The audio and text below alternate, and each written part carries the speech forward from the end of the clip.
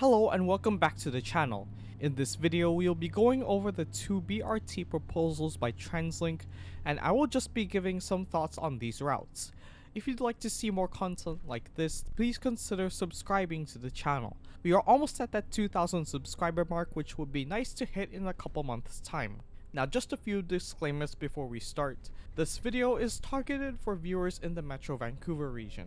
So the expectation is that for the King George BRT, you research routes R1, 321, and 394 beforehand. And for the Maple Ridge BRT, please get accustomed with bus routes R3, 501, and 595. I will have links in the description for these routes. Lastly, before we start the video, the consultation by TransLink ends on February 9, so if you really want your voice to be heard, head on over through the description. With that out of the way, let's head on to our first route, which is the King George route.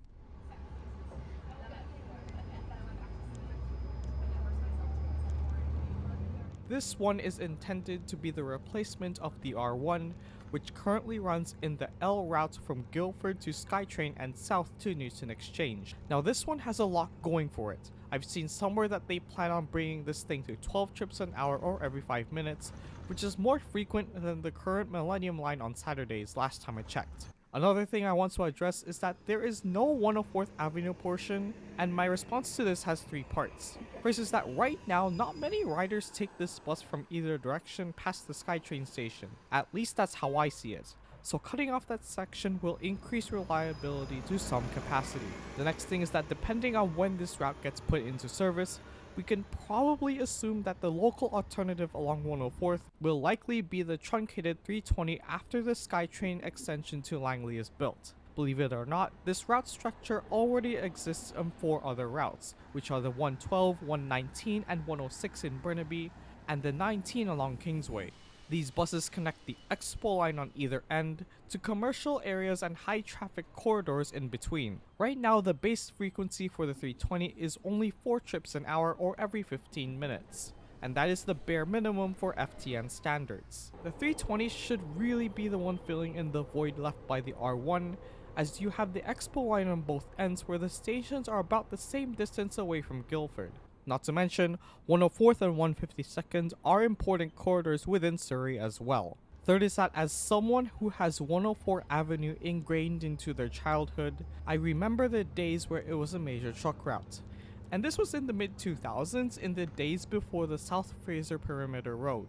I know all you see is cars, but 20 to 30 years in the future, if the city's growth keeps on pace, I would not be surprised if 104th becomes something like Surrey's version of Georgia Street in Vancouver, with 20 buses an hour in either direction in their own bus lane across the 5 routes. Shifting our attention to the actual route, let's start with a small comparison to the 394.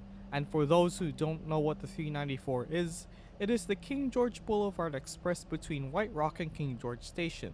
And I'm going to preface this by saying that this BRT route is what I personally wanted out of the 394. Now the 394 is one of those 390s routes that were basically grandfathered into the current network from when the SkyTrain was extended into Surrey, and for the time it existed, it was and has been pretty much left untouched. And mind you, we're talking about 30 years left untouched. Now this thing should have been gone a decade ago when the 96B line was introduced, or at least truncated to run as an express from Newton to White Rock at 3 trips an hour instead of 2. Now I think they wanted to maintain that direct express from White Rock to Central Surrey, but in my opinion, that awkward connection at King George in the evening is what is killing ridership.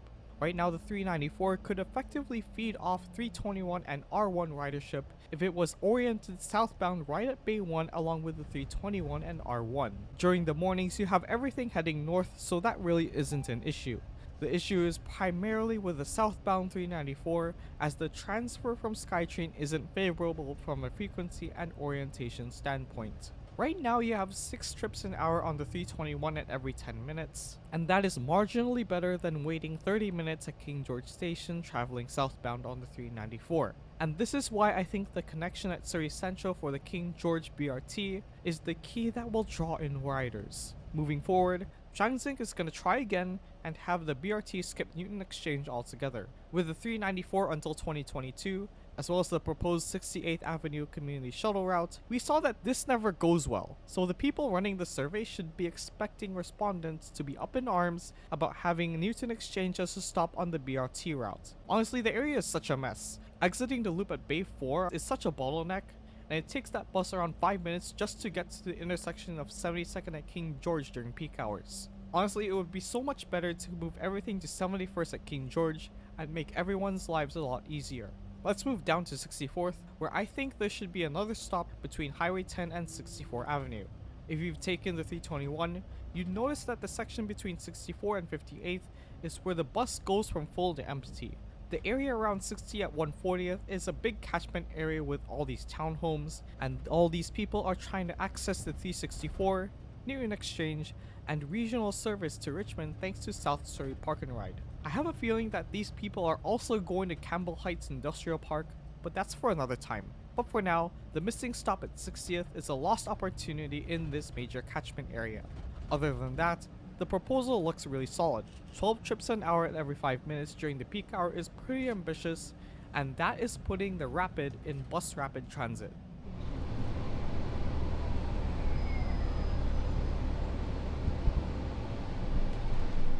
I cannot really say the same for the Haney Langley BRT, however. The base frequency for the current 501 is twice hourly, going up to 4 trips an hour during the peak hour. For TransLink to expect 6 trips an hour during peak, my guess is that this bus will run 4 trips an hour minimum, every 15 minutes. That's not rapid, is it? Now, quick history lesson. Until 2016, the 595 ran express along 200 Street.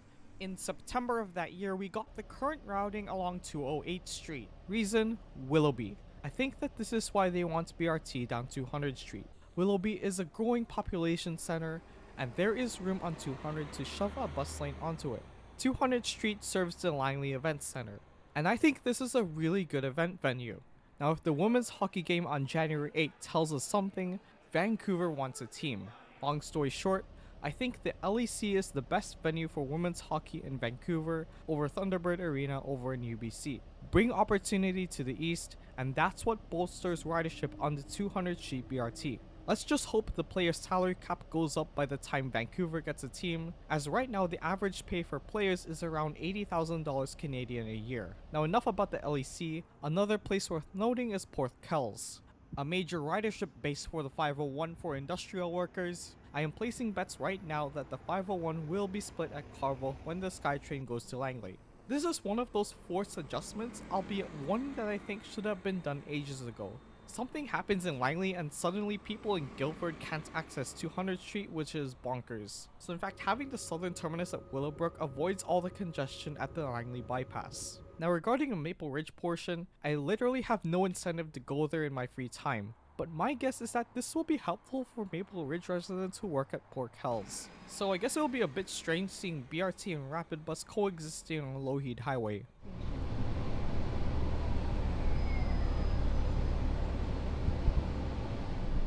And that brings us to the conclusion.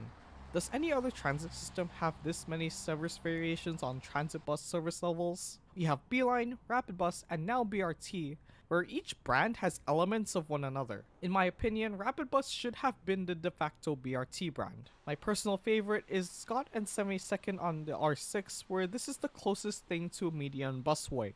And earlier the 98 Beeline in Richmond also had the BRT-esque median busway, which was later demolished for the Canada Line. The Maple Ridge BRT doesn't really qualify as a BRT from a frequency standpoint. And over in Seattle, the recently opened G-Line is more like a glorified rubber tire streetcar than it is a standard rapid ride service. I think brand dilution is just the reality of branded express bus service. But what do you think? Leave your interestingly created comments in the prompt below, and please like and consider subscribing to the channel. Thank you for watching, and see you next time. Cheers.